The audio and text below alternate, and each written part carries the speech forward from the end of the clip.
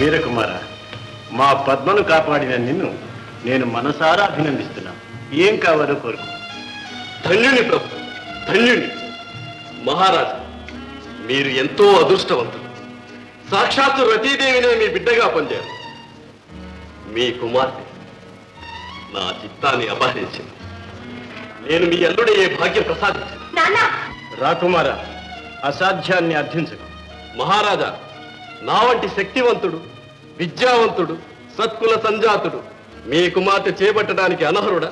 అది కాదు, నా చిన్ననాటి మిత్రుని కుమారునికిచ్చి పెళ్లి చేయాలని నిశ్చయించుకున్నాను. తాంబూలాలు కూడా పుచ్చుకున్నాం. తాములాలేగా పుచ్చుకున్నది. అభిప్రాయం మార్చుకున్నట్లు తెలియజేయండి. అసంభవం. ఇచ్చిన మాట తప్పలేదు. మరి నాకిచ్చిన మాట? ఎక్కడి నుంచో ఎగురొచ్చిన అపరిచితుడవు ఏదో ప్రభువులు చనువిచ్చారని గొంతమ్మ కోరికలు కోరడమా? ఇంకేదైనా కోరుకో, కాదమ్మా. మీ కుమార్తె నా భార్య కావాలి. తక్షణం ఇక్కడి నుంచి వెళ్ళిపో, లేదా ఏం చేయగలరు? మర్యాదగా రాకుమారిని నాకు ఇచ్చి పెళ్లి చేస్తారా? లేక నాన్న వీడు వీడు సరిగా పోల్చావు రాకుమారి. జై జ్వాల జ్వాలిని.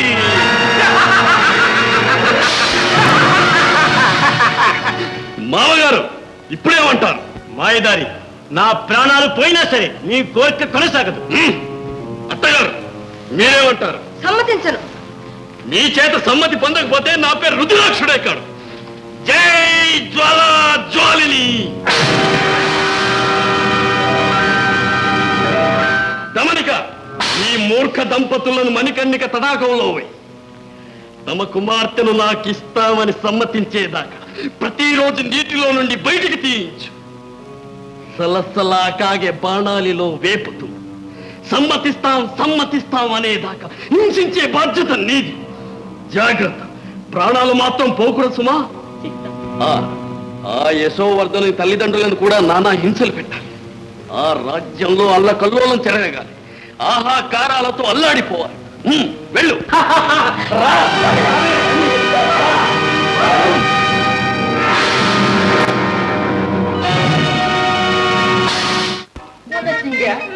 ఏ కునేలు వేసి ఓడి మొగం చూసినామో గానీ ఈ ఆలంతా రాంభజన అయిపోయింది. ఓరు మొగం చూసినావు, నీ మొగం నేను, నా మొగం నువ్వు. ఇంతకు నువ్వు చేతగా నోడివి. ఏంటి నేను చేస్తానున్నా?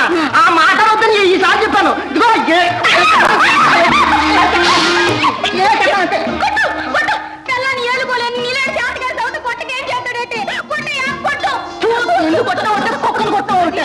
ఆలుమూలు ఎట్లా పోట్లాడుతున్నారు? ఏం చెప్పలే, కోడుకు ఇంగానే చేపలేటకు బయలుదేరినా ఒక చేపడితే ఒట్టు ఇవాళ వైకుంఠదే కాస్త వద్దే అంటూ ఓకి ఎంతపడి వచ్చేసింది. ఇదిగో అక్కడ ఒక కొరేరు ఉంది, అందులో వలవేయి 2 చిత్రమైన చేపలు పెడతాయి. అవి మీ మహారాజు గారికి బహుమతిగా ఇచ్చావంటే నీకు ఎంతో ధనం ఇస్తాడు. అలాగే తల్లి, అయితే రావే సింగే, వస్తాం తల్లే. వస్తాం తల్లే.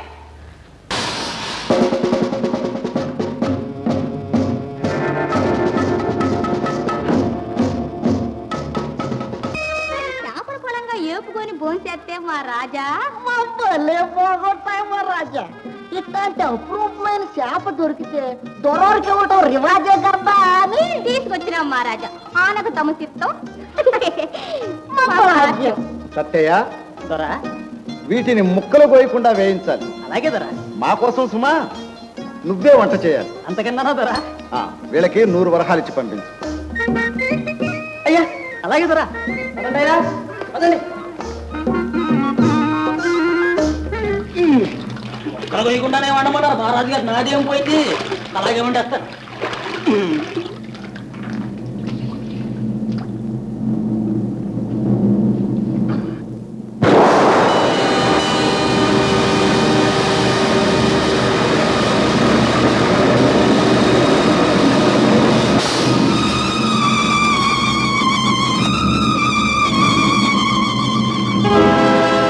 ఏమంటారు? సమ్మతిస్తారా లేదా? మా ప్రాణాలు తీసినా సరే సమ్మతించాం. అయితే సమ్మతించే వరకు రోజు ఇలా అవస్థ పడాల్సిందే.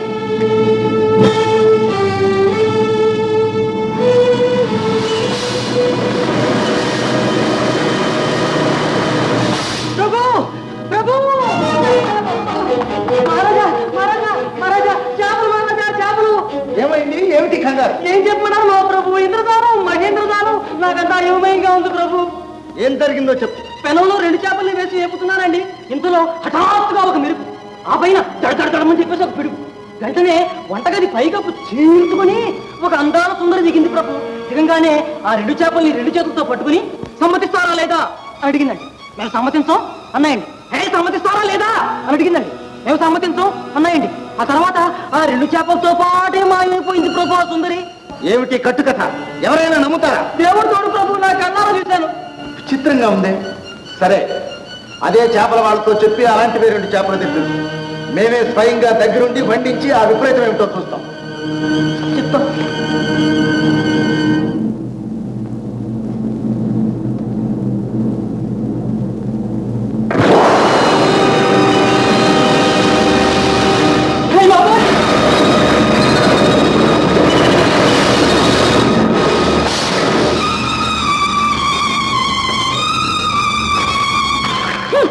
ఏమంటారు? ఇప్పుడైనా సమ్మతిస్తారా లేదా? సమ్మతిస్తాం. ఎన్నటికీ సమ్మతిస్తాం. ఏం చేసినా సమ్మతిస్తాం. అయితే సమ్మతించే వరకు రోజుని అనుభవించాల్సిందే. ఆగో! ఎవరు? ఏమిటి విచిత్రం? ఎవరి చేపలు? మూర్ఖుడా, వివరాలు కావాలా? నన్నే ప్రశ్నిస్తున్నావా? అనుభవించు.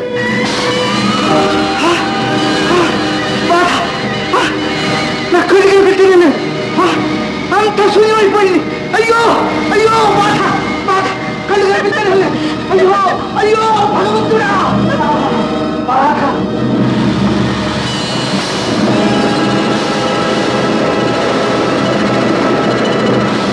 బాధ, అయ్యో దృష్టి కనిపించడం లేదు.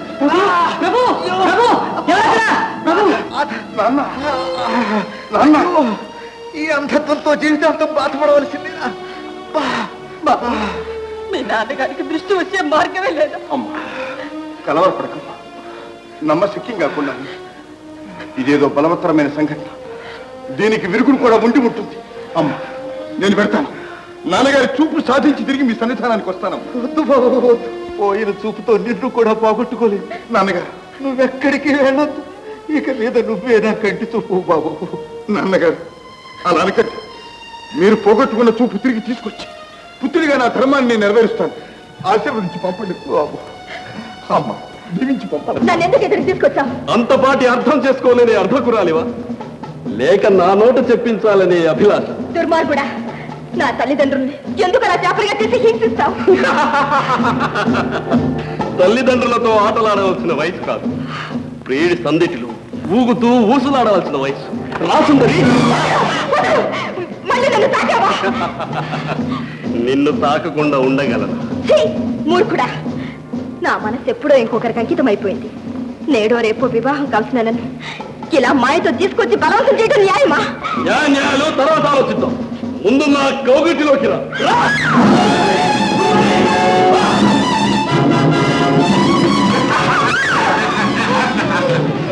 ఆకాశంలో ఈ రుధిరాక్షని కౌగిలి విశాలం, ఎక్కడికి వెళ్ళినా తప్పించుకోలేదు.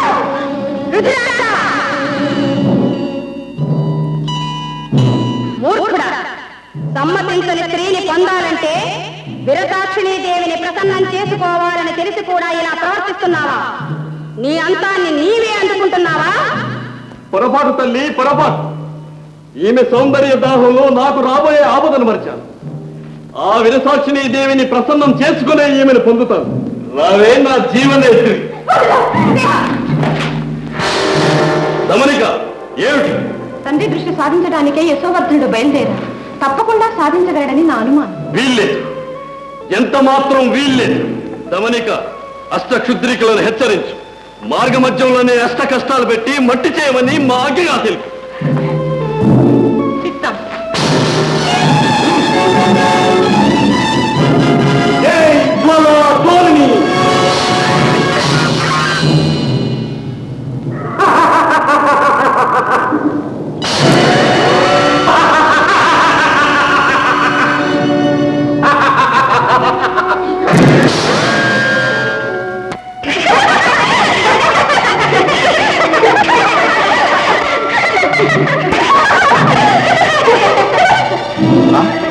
ఏమిటి విచిత్రం?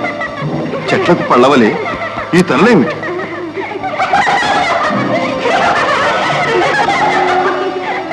అందగాడా, నన్నందుకు ముట్టుకోగలవా? చిన్నవాడా? నన్ను తాకగలవా? అనుమానం